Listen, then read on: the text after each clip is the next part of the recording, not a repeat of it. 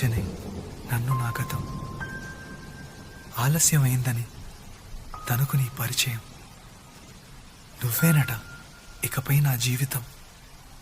శాపమైన వరంలా తోచనే ఈ క్షణం.